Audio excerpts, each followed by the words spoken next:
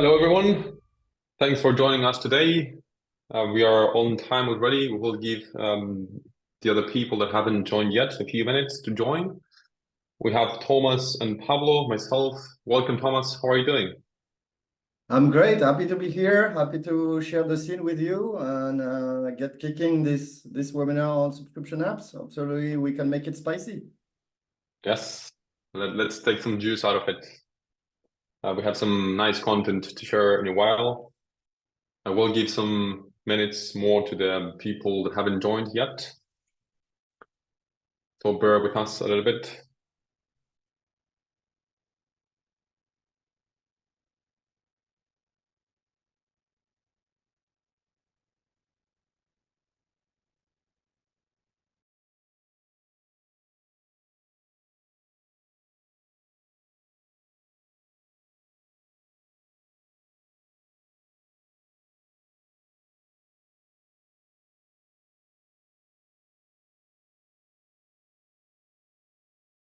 Okay, I guess we can kick it off. Thanks everyone for joining once again. I will be playing an AI generated video from our founder and CEO of Admiral Media, Andre Kempe.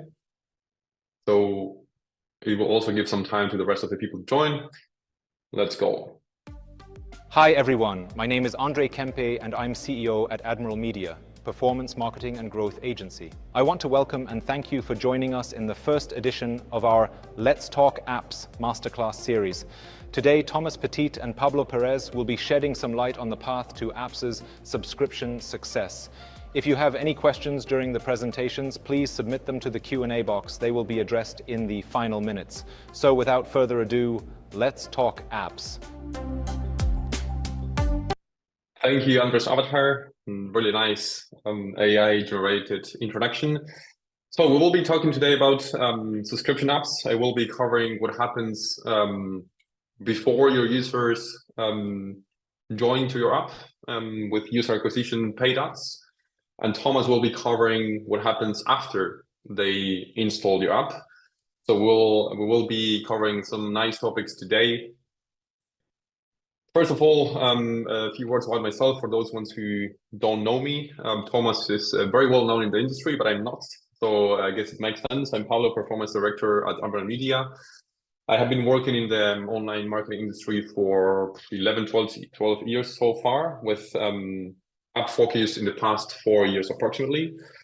I am a data passionate guy. I'm very data oriented, and I like to define myself as curious as cats. A bit about Admiral Media. We are a performance agency. We do pretty much everything related to user acquisition, from reporting, tracking, campaign management, strategic media planning, SCAD network 3 and 4, creatives, app store optimization, and whatnot. And we have been working with many clients from many different industries. So in my agenda for my topics today, we will be covering why or why not using a multiple channel strategy, because sometimes it doesn't make sense. When is it a good time to make the step further to launch a new channel or channels? Which channels do I need to, or would you need to prioritize based on my experience?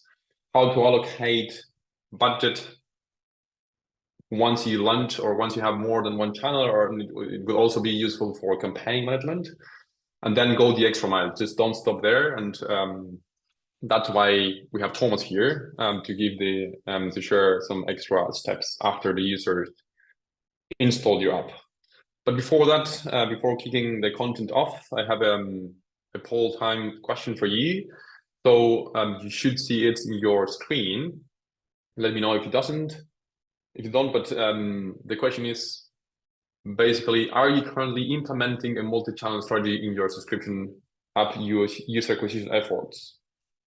And the options are yes, you're actively doing it, you're somehow doing it, but you want to explore it further, or you don't. You just focus on one single channel or just 2 channels. I'll give you some seconds to reply to it.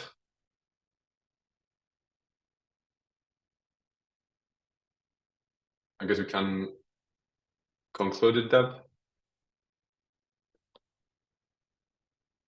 Cool. It seems that you did this, and you should see the results in your screen as well. So it seems that most of you are within the first two options. You're actively running multiple channel strategy, or you want to explore more.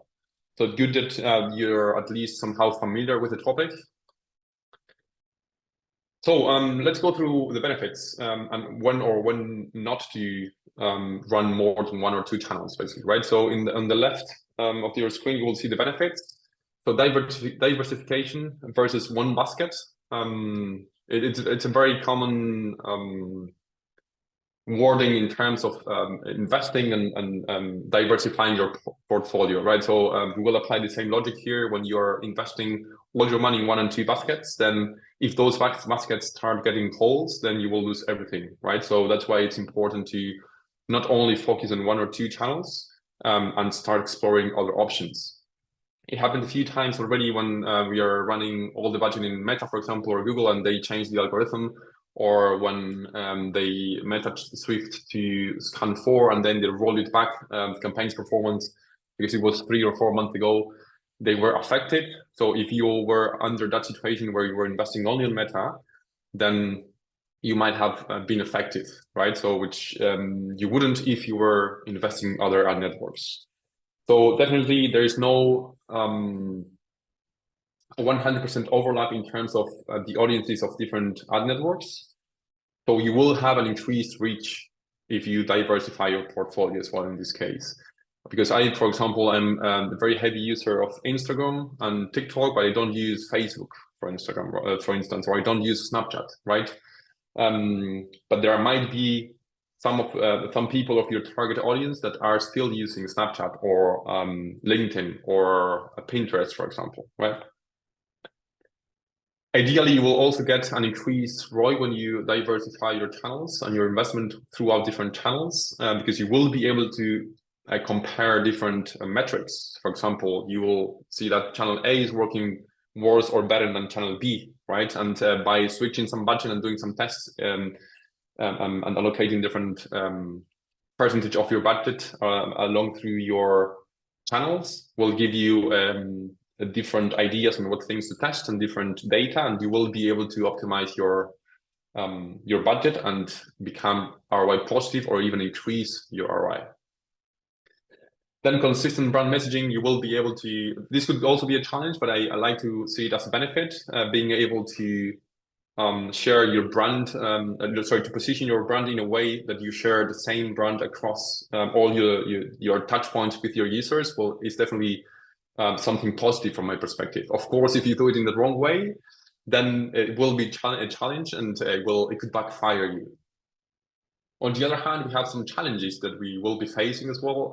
Like, for example, we will require some extra specialization or expertise in your team, and it will be more time consuming. It's not the same. We don't need the same people to run TikTok ads compared to Apple search ads or even Google search campaigns or Google app campaigns, right?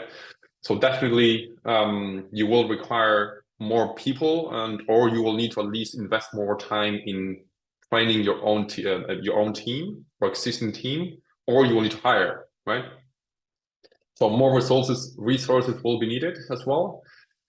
And the last two topics are budget dilution and attribution complexity. The attribution complexity doesn't really impact you unless you're using your own attribution model, which usually is not the case, but it could happen, right? This should be solved with the MMP attribution model or whatever tool, third-party you're using for attribution, right? Or even scan data as well. The more channels you will have, the more touch points your users will have with your brand, right? So the complexity comes on when and to which ad or ad network that install and in-app event or revenue will be attributed to, because of the different touch points we will have. Budget dilution, this is also related to diversification. Of course, from my perspective, it's a benefit, but if you don't have enough budget to launch new channels, then you will find yourself investing 50 euros per day on each channel and campaign, which is of course not including the best practices to train the algorithms and reach the minimum installs or conversion threshold. With that said, when is it a good time to move towards the next channel exploring? So, and I listed a few ideas. Of course, there might be more, but let's start with you need to really crack your existing channels, or at least find out that they are not, or they prove not to be good for you, right? So once you crack those channels, from my perspective, you will be able to start launching more, right? Because otherwise, if you really haven't cracked your channels and you say, okay, I put my efforts here to crack it, then if you bring something else from the outside, you will need to again assign more time or allocate more time to crack 2 channels or even more. Team-wise, again, similar to what I shared before, you either need to hire, or your team needs to be highly efficient to get more workload, because of course running campaigns in different ad networks will bring you more workload. So you will need to make sure that your team is efficient, or you will need to add more hands into your team. You will also need to have enough budget or monthly recurring revenue. I will be covering this in the next slide to give you more details, but you will need definitely to increase your budget, of course. Otherwise, you will be spending little money in each campaign or network, as I said before. Creative production. This is usually not being considered when you're planning your roadmap for the next quarter or the next year even. And creative production is key here. It depends on which channels you launch, because you might say, yes, if I am running Meta and I want to launch, I don't know, Snapchat, for example, creatives might be slightly similar, but definitely if you're running Google or Apple Search Chats and then you want to run TikTok, you will definitely need different creatives. Usually the creatives that work on TikTok are completely different from the ones that work on Google or programmatic or even on Meta ads. So your creative team will need to have some extra capacity in terms of production. I will also recommend you to analyze what your competitors are doing, and I'm not saying that or recommending you to copy what they are exactly doing, which at some point it's useful. But for example, if you're investing in 2 or 3 ad networks and you identify that your competitors or some of them are also available or present and investing in other ad networks, then this might be a good time for you to launch that network as well, right? If you comply with the other bullet points that I have in this slide. Macroeconomics. This might sound stupid, but of course, if you're about to face, or the industry knows that we are about to face a complicated or some complicated times in terms of macroeconomics, it might not be a good time to increase your budget and diversify your portfolio, right? Inflation hit us some months ago, and especially last year, and this will also affect or have affected our users' pocket, right? So that's something also to consider. And then the potential audience, also related to the audience reach or the increased reach as a benefit. There will be some gaps in terms of the audience that you will be able to reach if you diversify your portfolio.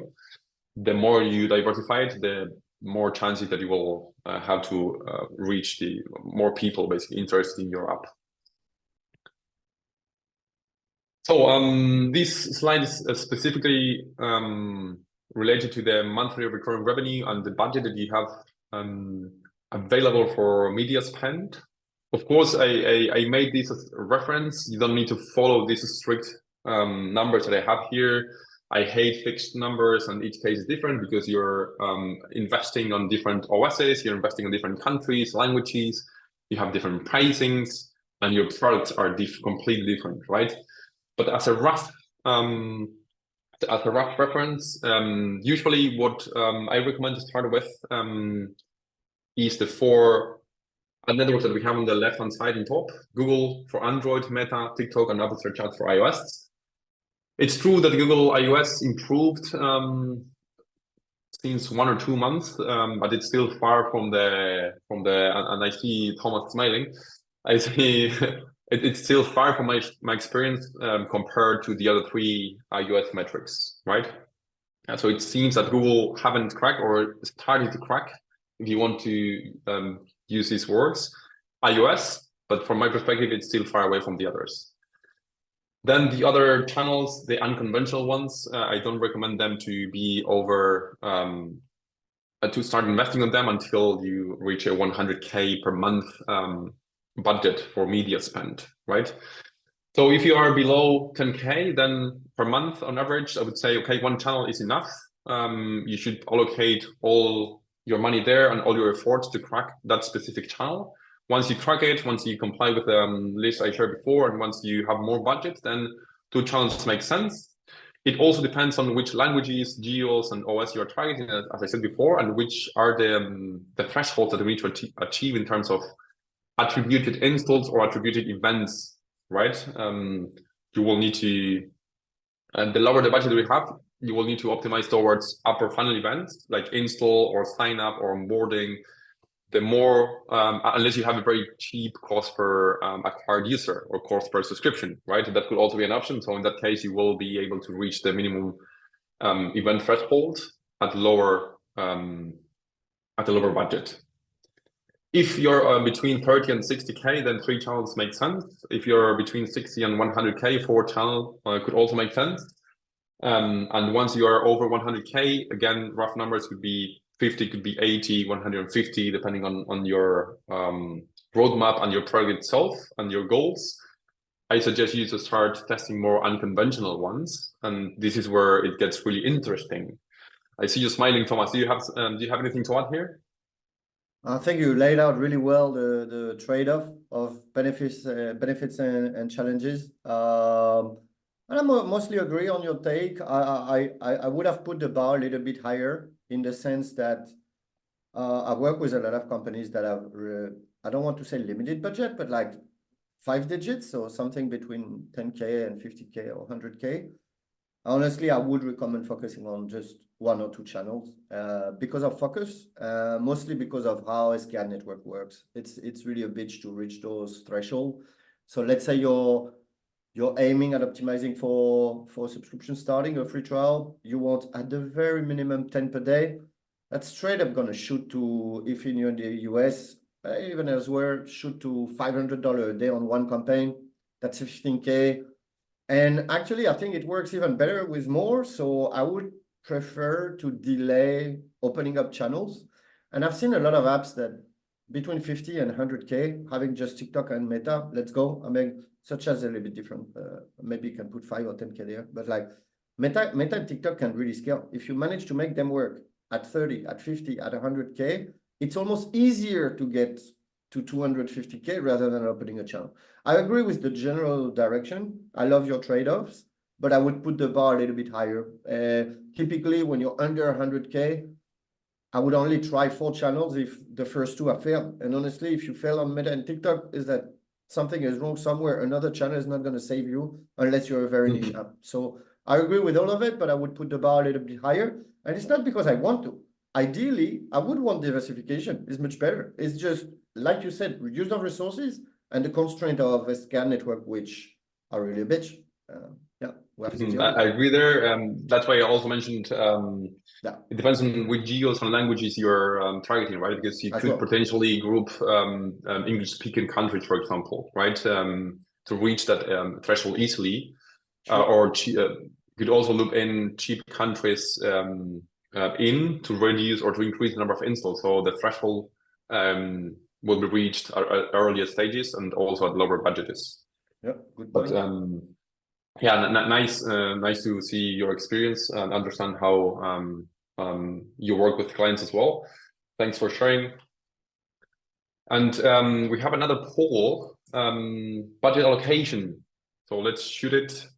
What things do you consider to distribute your budget among different ad networks? And you might think that some of the possible answers are not ideal. I also think it that way, but in my past experience, I have heard some people following their instinct, for example, right? Or just running on what the competitors are doing, which is fine. If you're happy with it, it's fine. I'm not going to argue you. Well, let's give the audience some time to answer questions here.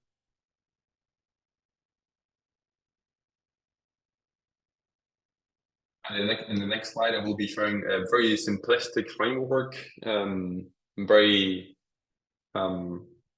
very helicopter view on what things and steps I recommend you to do. Of course, again, it will depend on specific situations and on what your numbers say. I guess we can't finalize the poll now. And let's wait for the results. Here we go. I'm data oriented. I liked it. Yes, we have a well-educated audience. Congrats to everyone.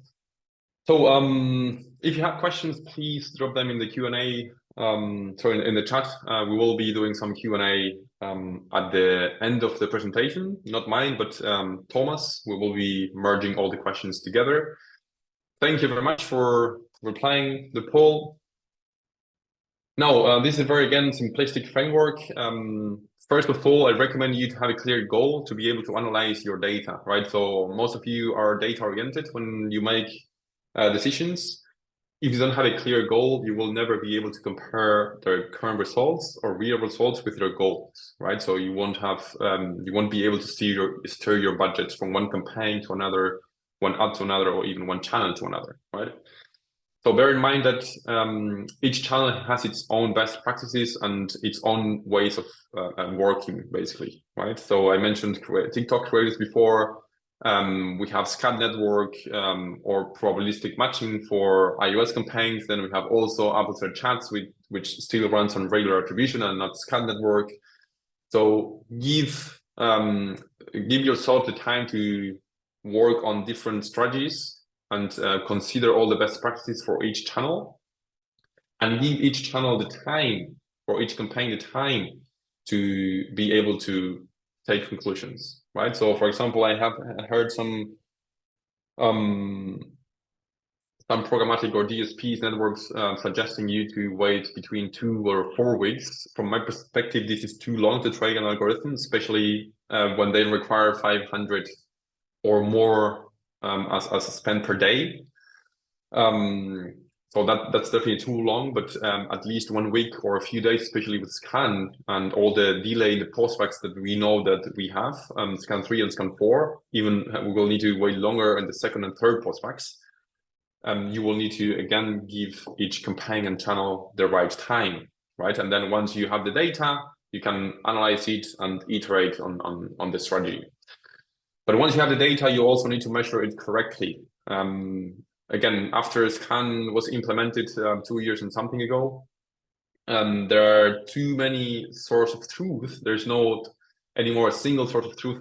So you will need to analyze different sources and come up with your own conclusions and decisions. But you need to make sure that you're measuring things correctly, which again, in these days is a bit more complicated compared to a few years ago, but still doable, right?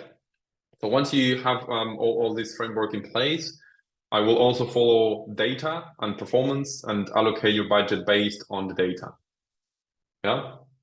So it seems that you're familiar with data analysis and allocating your budget based on performance, but make sure that you're analyzing the right data, you're giving the campaigns and channels the right time, you're following the right strategy for each of them, and you have also clear goals. So I have in the next slide a budget allocation example. This is a very simple graph where I wanted to show you how the spend and revenue behave in this case. On the graph at the bottom, we have the spend line. On the graphic on top, let's say we have revenue. It could be installs, but I picked revenue as an example. So we have Facebook in first place in both spend and revenue, which makes sense, right? Because it's the channel bringing the highest revenue. Okay, you could say maybe ROI is different, right? Or the relation between spend and revenue might not be perfect here because we don't have the real numbers, but following the revenue trend, we can assume that Facebook should be the highest spender.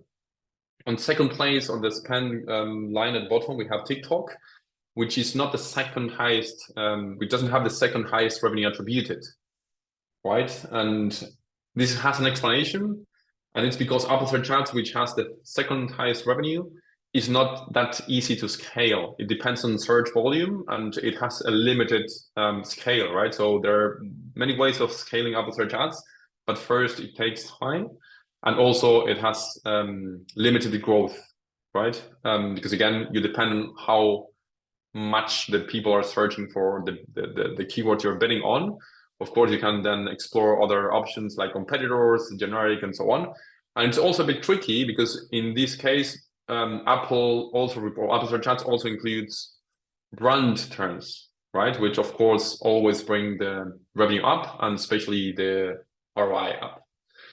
Then at the very bottom, we'll see Google AdWords, Google Ads campaigns. I don't want to mess with Google here, but again, this was iOS data. And as I said at the very beginning, it just doesn't work usually. And I'm saying usually, there are some exceptions. I recommend you to try it out for yourselves and still see if it makes sense for you. But in this particular case, we stopped the campaigns on Google iOS because again, it wasn't working for us. You can see it very clearly in the revenue, right? Cool. In my last slide, I don't want to bother you anymore, but I really recommend you to go the extra mile. Don't stop just on paid ads analysis. Being able, or for you to being able to crack your user acquisition strategy and increase revenue and growth in the long run, you will also need to take care of other stuff, not only paid ads in general or campaign management, right? So I strongly recommend you to create a synergy among different channels. And this also includes organic channels and non-paid ads in general or only. It includes email marketing, it includes push notifications.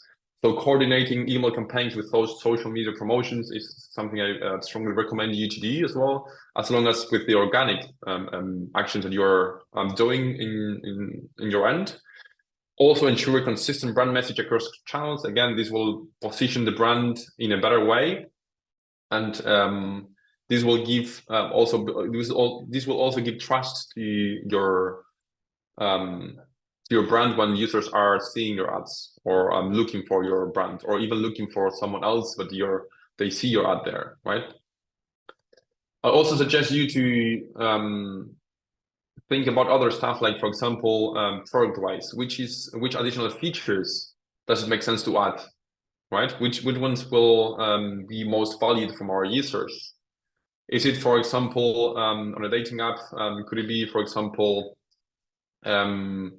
adding a super like per day or 10 direct matches function per week, for example, right? Those are very simple stuffs that you could add in terms of products that could definitely improve your performance there and will help also improve your paid ads performance as well and revenue. Of course, you can't fight everything or take care of everything at the same time. So prioritizing will be heavily recommended on my end. You will need to plan your own roadmap and see which things you will need to tackle first. A/B testing is always helpful, not only in paid ads, not only in Meta, not only in TikTok, Apple Search Ads with the custom product pages and so on. I recommend you to also do A/B testing on your onboarding processes, pricing, trial periods, 7-day, no trial periods at all, 3 days, and so on, right? And also ask yourself, which is the best paywall I can have at this time, at this point. It doesn't need to be consistent a long time. But that's why we have Thomas here, and he will be helping us to learn more about funnels, benchmarks, and paywalls conversion rates. No? Great stuff. Great stuff, Pablo. Very good overview on how to distribute budgets and what are the constraints and prioritization. Very much agree that it's important, but that there are other topics like you ended with. It's very broad. That's why prioritization is key, and that's why you don't want 10 channels when you start. So that was very good. Now that we've explored some of the bits of the tofu, the top funnel, we're going to go down a little bit of what happened once the user installs. So I'm not going to share benchmark on CPI and CPMs and stuff, but we're going to look at at the funnel once we get started. Let's go. Here are the slides. I've got 4 parts, a little bit of benchmarks that are available publicly, my own takes on it, and numbers I would put there as good objectives. And then a word of warning about what the benchmark are not going to tell you and what you should do instead. So let's go. Everyone wants benchmark. You want to see if you're where you can improve, if the competition is doing better. Like, it's always a topic that attracts a lot. I think for the wrong reason, but that's for the end of the presentation. And let's start with a poll to see how familiar you are with when I say benchmark, like expected metrics on different steps of the funnel. And if you've seen a lot of them, if you read them, so are you very familiar, or a little bit but limited, or if you haven't seen any at all, which would be completely okay, so that I've got better information for you today. But if you're very familiar, that's also cool. So you can put some hard Q&A question and put me in a problematic spot at the end when we're gonna answer. So let's see how familiar you are on this. Hopefully gave you time to vote. Let's see what we have. Do I need to close this? No, I think it all happens in the background because Admiral is doing the magic. And we're somewhat limited. There's two people who seem very familiar, so I hope there's gonna have spicy questions. And for the rest of you, like the 80% who are somewhat limited, familiar with those metrics, I hope it's gonna be great value for you. Let's go. So brace yourself. I'm gonna go for it. I put some memes to keep you entertained. So the first one is where you can find this kind of data, apart from this webinar where I'm gonna try to summarize it. And there's quite a lot of us. There's a very big one from RevenueCat, and I've got information that they're going to update it very soon with the 2024 edition. Other like subscription data companies like Adapty and Conversion also have some interesting breakdowns on countries and OS and steps of the funnel that are pretty good. They're on their website. I can link after, but they're very easy to. You just put the name of those brand and benchmark, and you'll find them. MMPs and ad networks sometimes have some. Admiral in particular published a very interesting one 6 months ago on subscription apps specifically, so that removes gaming and so on, which would introduce a bias. Some VCs also published some, and recently I did Superwall down there. I don't think they have an article about it, but their founder Jake Moore very often publish metrics to follow on his Twitter and elsewhere. There are also others that are not necessarily benchmark per se, but are very good source of information to find. That could be public company like Duolingo or Babbel have to publish the number, so you can look at what they're doing. You can go talk to your peers at industry, even ask your partner, ask the ad networks, ask the MMP, ask your friend, go on the Slack. The community is shares a lot, so let's go for it. And yeah, VCs also can share a lot, as we're gonna see. So there's benchmark everywhere. You just have to look for them. So if your awareness was limited, there's no problem in finding them. My job here is to try to make it easy for you. If we look at it from very far, the Absolute report here from last year says that roughly 2% of installers are going to subscribe within 30 days. There's going to be a bit more conversion after, but that's going to be the bulk of it. Which is interestingly here higher than gaming, but very often gaming converts later. What this number says is that there's actually 98% of people who are not going to convert, and you're still going to need to do something about them. But this is just a very big number, and there are many steps in that funnel. So we're going to try to go one by one. You don't need to have a free trial, but it's fairly common for subscription. So basically from when people install and engage with the subscriptions, they're going to start on the free trial. You're going to want this trial to convert to be money, and eventually you're going to want them to renew. Otherwise, the subscription model wouldn't make a lot of sense. So let's go at it. And the first step is to engage them into the trial and accept that pop-up that they will be charged if they don't cancel. Always start there, unless you have a no trial.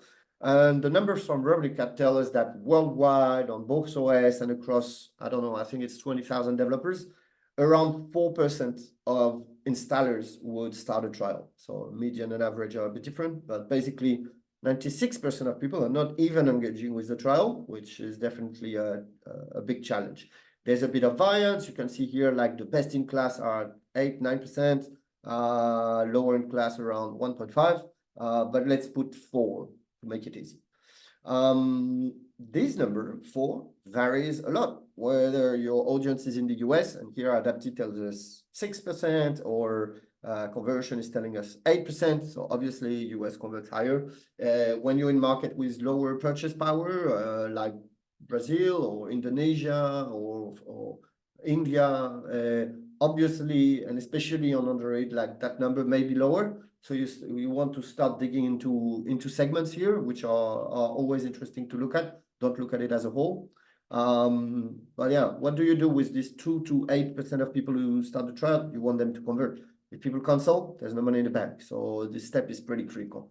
And here, same report from RevenueCat puts it at around 45%. Best in class would go up to 60, 70. If you're only at 20, there's definitely margin for improvement. So 40 to 50 is a pretty good number. Highly depends on what kind of subscription you're selling, what kind of trial length there is. Like if you have a 30-day trial or a 3-day trial, obviously this number is going to change a lot, but they're all intertwined metrics. So let's keep in mind this 4% and then 45%, which end up on the 2% that AppsFlyer gave us at the beginning. But at least we entangle this a little bit. And then you want them to renew. This is where the money is, especially the second year with the reduced fee. And here, again, you have to slice it up by what kind of subscriptions. So what we're seeing here is that on the first year, in this report from RevenueCat, about 10 to 25% of people are renewing. Purchasely, another subscription data provider. Say it's not a benchmark, it's more like what you should aim for. It's written benchmark, but it's what you should rather aim for. So on a yearly subscription, you want to aim at 40%. And actually that matches very well what Duolingo is reporting to its shareholders. So when they sell a yearly plan, they've got about 40% of people who renew. Pretty good app, very good brand. So that shows more or less like what can be achieved. You can do more, but at scale it's going to be complicated. On monthly plan, only 1 in 10 people who have actually started and converted the trial are still active in the subscription after a year. Which is one of the reasons a lot of subscription are pushing for yearly plans. But the point here is just to give you numbers from a very well-known app and also show you that you should splice it up a little bit. If you ask your VC, they're going to tell you very big numbers. So here I've got 3 of them, and they basically all tell you should be over 50%, which Duolingo is not doing. The average of the category is not doing. For sure, they want you to aim at being the best in class, so they put the high number. So I would say 50 to 60% is very good. Like it's very encouraging. Probably you want to work on other parts of your funnel that may not be as good. But it doesn't mean you can achieve 50, 60%. Like 40% would be already pretty good. Expectations are a bit over the top sometimes from investors. So I'll put my takes after putting the public benchmark. And before we get to have users engaging with the trial, you actually have them to see the paywall. Otherwise, they cannot get into the trial. And it doesn't mean you should put your paywall in the first screen. Personally, wouldn't do that except specific case. But if a minority of people are seeing the paywall, you're definitely not going to convert. So it's good riddance to have like 70, 80% of people seeing the paywall. And some metrics published by Superwall show that basically the more you show the paywall, or rather, to more users you show the paywall, the higher the install to trial rate. A bit of a correlation here. People who only show the paywall to 20%, they're hardly going to convert. So show your paywall. Doesn't mean you have to show it 50 times, but yeah, show it. Don't be afraid. Once you show it, you want them to get into the trial. So I would personally think that 10% is achievable, which is double the benchmark we've seen from RevenueCat. And that you can achieve 30 to 60% trial to pay, which is pretty much what RevenueCat was reporting. We saw around 45%. And I'm going to explain why I put higher number. The thing is that those numbers, they very much depend what's after. Like if you convert a lot of people who churn, if you convert a lot of people at which price, it's not necessarily a benchmark, but a lot of apps that I work with try to aim that paying customers are above $100 each. You could also have a strategy of a cheaper price and try to convert a lot more, which would change a little bit the benchmark. All right. The thing with this, that those numbers are to be great, rather what the VCs are pushing or what you aim for, what you give your team as a goal. doesn't necessarily mean that's what you're going to achieve. So the number on average are probably going to be a bit lower than that, and probably more aligned with the public metrics that we've seen in the benchmark. I still put the instant trial rate a little bit higher here, but the rest is rather more aligned with what we've seen in benchmark. The thing about average is that they don't tell you average where. So if I always look at subscription apps on the US iOS length or tier 1 countries like UK, Canada, Australia, because it's where most of the subscription apps are making the bulk of their revenue, but also because it removes the bias of having different distributions of countries. And so it enables to compare, which what benchmarks are all about. When we start going international and we start going on Android, the numbers are completely different. And here, it wouldn't be uncommon to have an instant trial rate of 1 or 2%. On Android India, for example, if I achieve 1%, I think it's pretty good. Like, there's no way you're going to convert 10% of users in Indonesia or Brazil on Android to get into the subscription. Like, that's not going to happen. So numbers on Android are very low. Subscriptions are much tougher. So you have to slice properly and be sure that you're not comparing your international cohort with the US only numbers that you see elsewhere. So what we see here is that it's always more complex. You have to slice and dice. And that's why benchmarks are a bit hard to read, but they give you a bit of a ballpark of what to go to. So before it gets more complicated, I've got a bit of a summary. So what we're aiming for 1 to 15% big variance to get into the trial. And that mostly depends on country and platform. That also depends on the price. Then things become a little bit more normal, around 45% conversion, but there can also be variance. And the renewal here has the most variance, basically because it depends what you're selling. Selling monthly, selling high price, selling yearly, selling low price is going to have a huge impact. So when you see this benchmark, you don't really know what the apps inside were selling. If they're selling 20 per year, it's not the same. But so a lot of variance. If you are at renewal around 40%, you're doing just as good as Duolingo. I would consider that as pretty decent and focus my effort there. So that was the summary. And before we move to the hardest part of this, we're going to make, I think this is the last poll. I'm not completely sure. So you might find this challenging to interpret or to apply or to align according to market change, or even internally with your team to gain the consensus. Oh, no, this didn't work. So let's try to put the poll up. I'm not sure if I can force this somehow. Let's see.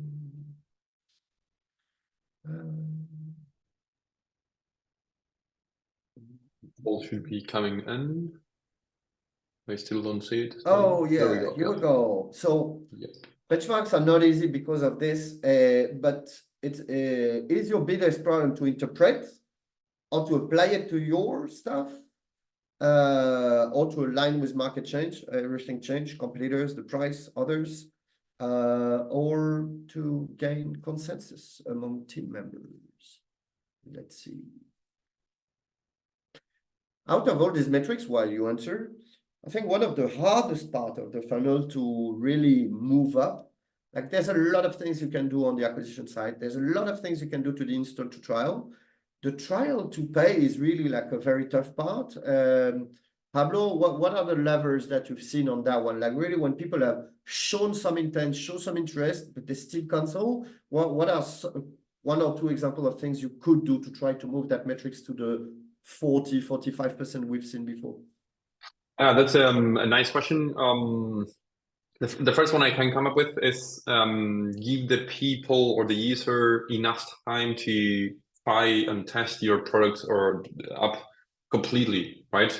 If you, for example, have a day 3 trial and the user didn't log in again or doesn't have time to properly test the premium features, then that person won't have a sense of okay, do I need to pay for it or not, right? Another one would be to reward users enough to convince them that paying actually adds value to them, right? And the last one is testing, paywalls, pricing, trial periods, play with different things and analyze data and come up with your own solution. Good stuff. 3 levers. Of course, what you're selling is going to impact the metric a lot. Agree with that. Let's see a little bit your answers. So here, nobody has problems interpreting benchmark data. So I might have been faster on the first part, but the tough part is applying them and aligning the strategy with them. A little bit of consensus, but not so much. So mostly moving these numbers into your business, into what's specific to yours. I would definitely agree. This is a very tough part. Good stuff. Thanks for everybody answering. And let's see what benchmark are not telling you. And they're not basically telling you how to apply this to your business. And that's the main problem. So I see we're aligned here. We've got the same problem. Just because they give you what you came for, you wanted a simple number, you get it, except that that number needs a lot of depth and slice and dicing and interpretation. So yeah, nobody wants the complex answer, but sadly, this is the only answer. One of the complications is that they simplify this funnel, and I try to make easy steps, but there are always steps in the middle. For example, you might have this intro offer, or you might look at the cancellation rate and how many people cancel instantly in the first 5 minutes. That's very common behavior, or they cancel just right at the end, or similar. There's always more steps than it looks like. For example, when somebody's clicking, oh yeah, I want to start my free trial, and here I put Duolingo, it's not 1 click, it's actually 2 clicks. One, they need to engage on this, and second, they need to accept the native model, like what Apple is showing them. I highly recommend you to track these 2 clicks separately. There might be a lot of people who have some intent, click on that first button, but don't fully convert. You might want to do something with them, send them a push notification, maybe an offer or whatever. So always important to track like the small steps in the funnel. And basically, it is more complicated than it looks in the budget. Even after in the bottom funnel, BOFU, maybe their credit card was denied, and you can enable them to enter a grace period. I have never found any benchmark on grace period, except when I exchange with my peers. When they churn and they don't convert, it might be that they consult for voluntary churn, but they might be involuntary churn. Their card change, or I don't know, they closed their Apple account because it was stolen or whatever. So you want to split all these reasons to try to find a solution for every single one of them. It is complicated, basically. And on top of this, we've got refunds. So you want to consider the trial to pay after the refund, like including all these steps. Because obviously, if somebody doesn't consult, but then eventually they refund, it's not money in the bank. So you want to include that steps as well. And so that's the first difficulty with those, is that they don't show you all these small steps. And it's when you start seeing where the churn happens that you can form hypotheses and test things. And so that's why the benchmarks are so hard to apply. They are also hard to interpret, even if you don't say so. It's funny, I made this slide a couple of months ago, but actually I had one case 2 days ago where they showed me a 17.8, I think they had, install to trial, which was almost the same number that I completely made up. And that would be way above most of the benchmark. But then I realized they were selling for $12 yearly. So obviously, one will go with the other. If you start selling for $200, it's probably that less people will convert, and it may or may not be profitable for you. I have one case of a subscription that sells pretty cheap and actually is a very good strategy for them. They onboard a lot more paying users. That's very good. Personally, the trend that I've seen is that the price tend to go up and up and up and up. And I would put that under the fact that the elasticity on iOS subscription is not that high compared to other services and so on.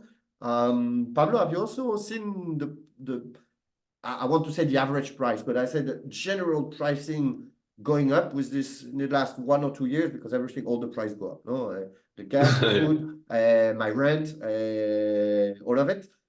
So how did you see the subscription along this trend? They always want more. I don't have the data. Of course, we do see some price inflation. I fully agree with you, not only on pricing of subscription-based apps, but I can confirm on my personal experience that some of the apps that I usually use went up in the past, I would say, not even 2 years. They increased, in the past 2 years, they increased several times. So the tricky question is how the conversion rate changed, right, and how it impacted the revenue at the end.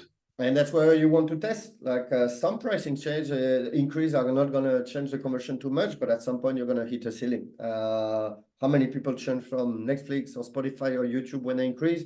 I suspect not that many. But if you move your price from 50 to 100, probably the conversion. So you want to look at both sides together. And also depends on the competition you have, right? And which product you're offering.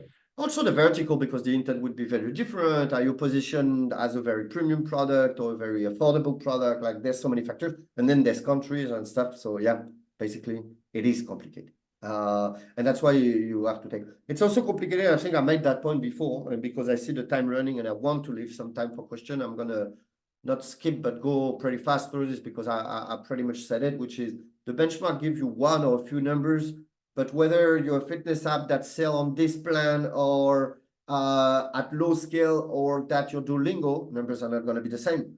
You're in another vertical, numbers are different. And then suddenly you've got more monthly than yearly and you're selling more expensive and you're at scale, obviously very different. And then it's not only US iOS, you're on an Android, you're on a tablet, you're in Mexico, slice and dice. Maybe it's coming from TikTok ads who cancel like crazy, and we have this in the SKA network, so it's frustrating. So you want to slice and dice. Basically, those are very hard. Yeah, they also change over time. So here we're like pretty optimistic that Apstra is showing us that actually the conversion rate is increasing over time. So you want to also look at the development and not take like just a photo. And I'll come back on this at the very, very last slide. So the main message here is that there's so many factors, there's so many segments that it's very hard to compare. The benchmark, they give you a general idea, but it doesn't mean that it applies for all the specifics that you're looking at in your case. And that's why no benchmark can go as deep as specifying every single one of these elements, basically. There's too many variables. It's tough. Yeah, too many variables, too many segments. I'm going to skip on that one. There is a very important part when you look at the segment is we said at the beginning that 98 or 96% of users are never going to actually go through the subscription, not even the trial for most of them. What do you actually do with those users? And this is where it gets really interesting because you can make the paywall a lot harder, we say, a lot more aggressive, harder to dismiss, a bit tricky, higher price. What's going to happen is that it's more likely that you're going to churn the rest of users. You can push a little bit the conversion up, but yeah, the more you monetize and the less you retain the paying user, but the less you retain the free users as well. There's a bit of a correlation going on there. And there is a very strategic question behind, which is where do you put yourself on the spectrum of freemium strategies? There are apps that have very good success with a hard paywall, apps that have very good success with a very soft paywall, and Duolingo is one case of them. There is this app that I love that's called Heavy in the fitness space, made in Barcelona, where they have a very soft monetization. You can discount the paywall. You've got a ton of feature when you don't pay. It's relatively cheap. What's the goal here? They're making less money. Their goal is to foster the community behind Heavy because their bet is in the long term that it will create more organic downloads, a stronger brand, help them pay less in user acquisition, help them retain because there's a community. So there is this natural tension, and it could be completely fine to be on one side or another, but basically it's hard to really get both. So never look at retention at monetization without looking at retention in parallel, because there's many shades of gray in this. And that means that this benchmark are not going to tell you this either, because they're all monetization. And the retention benchmark, they don't tell you about monetization. And it's very intertwined. It goes together. So don't lose too much time. You've got the general number, but you're not going to get a lot more. Don't focus too much on that. Instead of listening to me, you should look at your own. But yeah, that's the main message. Because not everything is comparable, which is the message. So because benchmark sucks, and I raised it to not be too vulgar, but in live, I have no problem going for it. So I replaced by suboptimal, which some people in Mountain View told me is more acceptable way to say the same thing. What to do instead? There's too many bias. I'm going to skip that one too, so we get the question. It's important that I say, okay, benchmark are not as useful, not as actionable. It's normal that you have struggles to put them into action. It's just normal. So what we do instead? The first one is really focus on your own. Like, it's much more important that you improve what you had 6 months ago or a year ago or 2 weeks ago because you found a good test, rather than measuring yourself. Like, this is not a dick size competition. You're just trying to improve yourself. You're just trying to be better than yesterday. And I think this is the best benchmark, is we're going in the right direction. We have the good trajectory.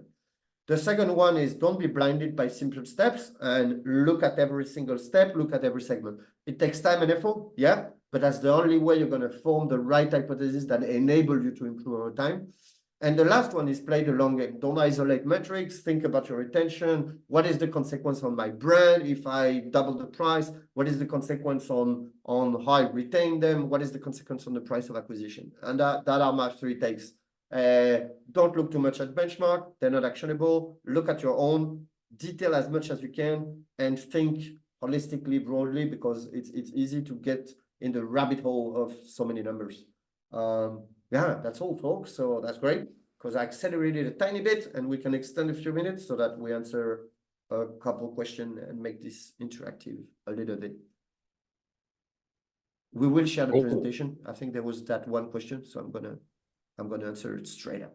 We will share the slides. Thank you very much, Thomas. Really nice content. I guess we have some questions from the audience, don't we? Let me catch up. Is there such a thing as decreased retention due to fatigue from showing the paywall too many times? Any benchmark there? So there's clearly no benchmark there on how many times you show the paywall. I think the question is not necessarily the way you should see it, because there would be a decreased conversion, like the more, like, I mean, if it's the 50 times you show the paywall and somebody hasn't convert, his likelihood to convert is very low. So it's rather, yeah, if you converted him at the 20th time that you show the paywall, they might have a worse conversion because they didn't get in immediately.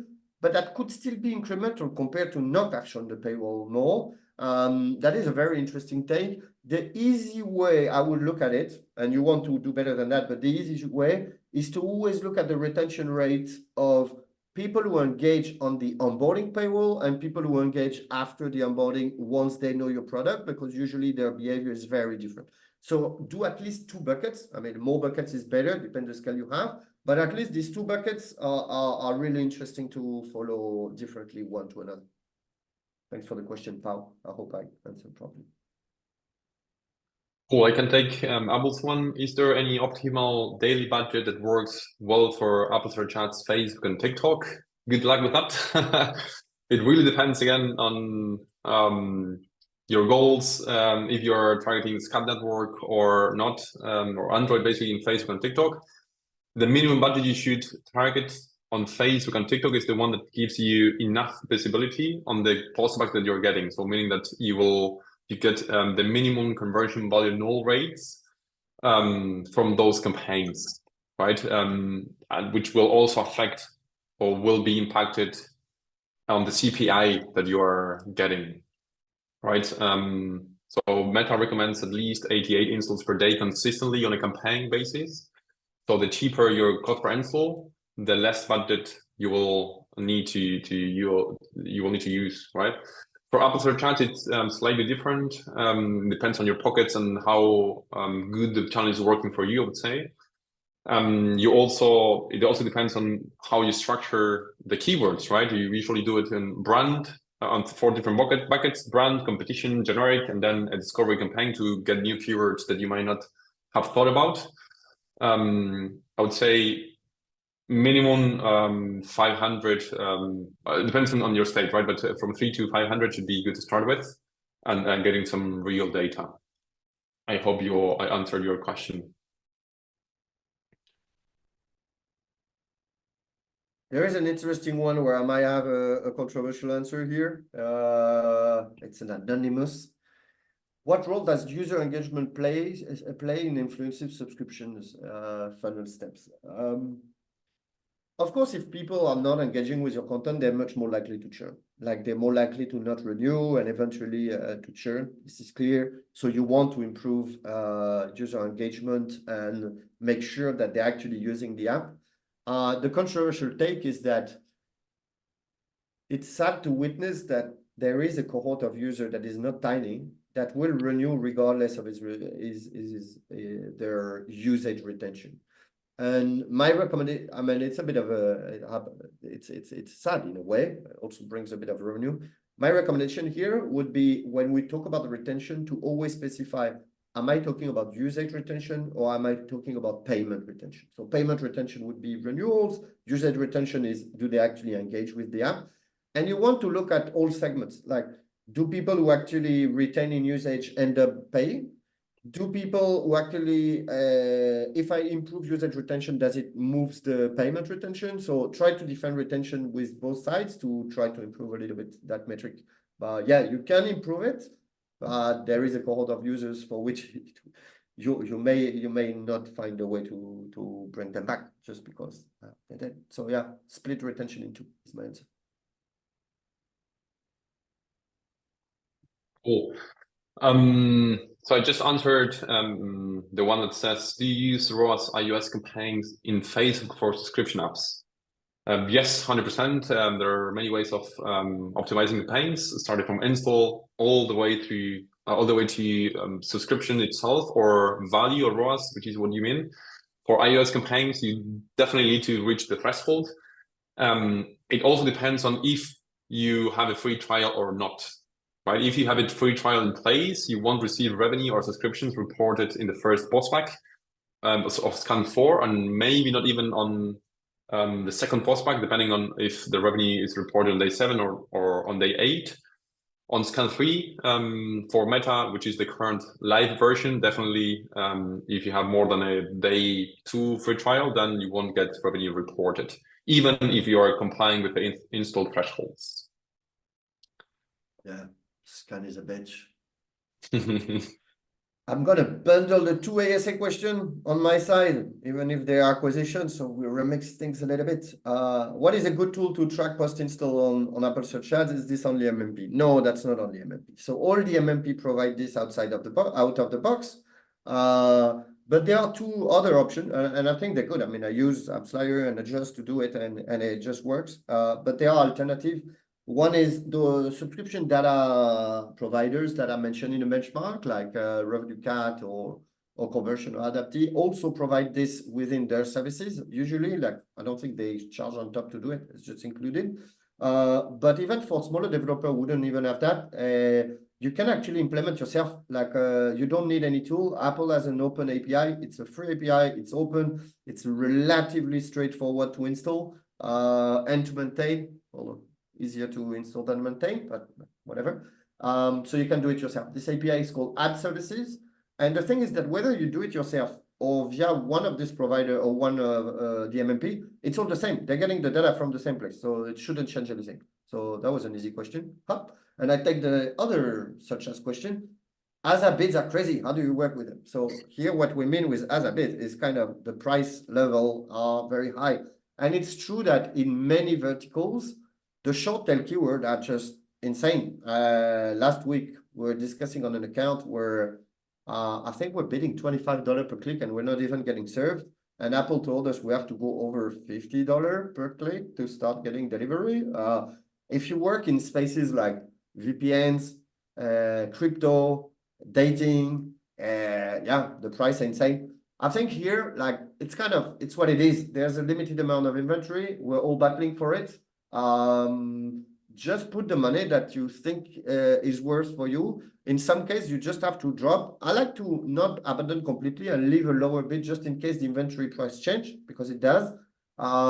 Try to battle on mid long-term keyword. They may not be as scalable, but they might add some better profitability and go elsewhere. I think Pablo made it clear, and I answered another question in private where that's such as great to start, but it's going to be very hard to scale it as much as paid social or display. It's just the nature of the inventory. So if it's too expensive, don't ruin yourself. Try to find smaller bets or just focus elsewhere on where it is scalable. It's a sad part that it is expensive. It's just the way it is. Nice answer. Let me take Dogokan's one.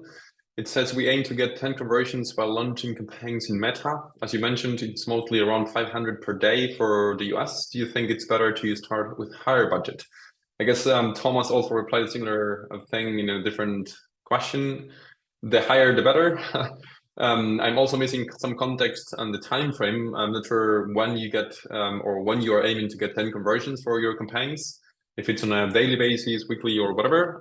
Usually, what again, for scan network, you require it at least requires 100 from 80 to 100 installs per day. This is the official Meta's information. We have seen lower conversion volume null rates with lower number of installs, but I would always recommend to be over 100 to be safe. If you have a CPI of 5, then 500 per day for the US looks reasonable. So the higher, the better. Yes. The higher the better. I said 500 to simplify a little bit, but it depends the market, depends your conversion rate. It's just that $500 tends to give you at least 10 of these events. So, but it doesn't mean it needs to be 500. And if it's more, it's better. Sometimes you can work on less, but if you go with $50 a day on event optimization, it's definitely not going to work. Sure. There are two other questions on metrics, and I'm going to try to take them, even if we're a little bit over time. One is on CTRs and conversion rates from push notification with a half paywall free trial. That's pretty specific in segment. I don't have numbers in mind. I also tend to work a little bit less on the CRM side. So honestly, I'm not really able to answer that one. I think you can get type of CTRs in. I think Perez has some benchmark about CTRs, but they're rarely going to tell you percentage of conversion rate on that. I guess it also really depends. Is this push notification the first one I'm seeing, or have I already seen 20 paywalls before? So very hard to benchmark, in my opinion. Just do what we said before. Just try to improve your own from before, because this one is, I think it's going to be very hard to compare between apps, to be honest. I don't have the number, but it's going to be really hard to find. I think last one. Funnel metrics are really different for paid social and for ad networks. Absolutely. Like this is almost normal. Like you have slightly different audience, but you've got very different context. I think it's normal that you see. Sometimes there's even different measurement because you might do scan on one and fingerprinting on another. But I think it's normal to see, even within paid social, you know, the metrics between TikTok and Meta are very likely to be different because the age group is not the same, because the context in which they see the ads, if it's Reels or if it's in the feed, is not the same either. So it goes even beyond paid social and ad networks, that even within Meta, the different placement wouldn't behave the same. And then I don't think that's necessarily a problem. It's just seeing that the metrics are different, how much you're willing to pay for it. And typically at scale, you can have both strategies of going for cheaper inventory that converts less and going for expensive audience that charge you a lot more per install but converts a lot more. And this way you can expand your audience. At the beginning, you probably want to focus a little bit on one versus the other, but at scale, if you can get both, better. Otherwise, you're going to run out of potential audience at some point. So it's totally normal that they're different. The game is how do you adapt to it in bidding and in how much you pay. Thanks, Anas, for the question. I think, yeah, this is a very good observation. Happens to everyone. You're not alone. Yeah, exactly. I even shared a LinkedIn post 1 month and something ago with it was in the TikTok ads. So we launched new ads. We got the average CTR we were getting was around 0.8 to 1%, and the new ads got like a crazily high CTR of around 5% or something like that. Can't remember exactly. But then the conversion rate from click to install, so from click to paid, was shit compared to others, right? So this is what Thomas was referring to when he said you need to adapt to it and see how it goes and how the conversion rates along throughout the funnel turn out. So I guess that's all. There might be some other questions, so please feel free to reach out to Thomas or myself through LinkedIn. Happy to get those questions there. And it was a pleasure. Did you enjoy it, Thomas? Sorry, yeah, that was pretty cool. I enjoy your presentation. I had to pack a little bit, but I'm happy we got so many diverse questions. And we had the time to attend it. So let's keep this conversation open. Both Pablo and me were very easy to join. We're on several Slack, we're on LinkedIn, we're like Twitter, whatever suits you. Yeah, so let's keep the conversation. It's good to exchange between peers so we all can learn. That's how we learn, right? Thank you very much, This is the everyone. way. See you in the next episode. Bye bye. Thank you, Thomas. Ciao.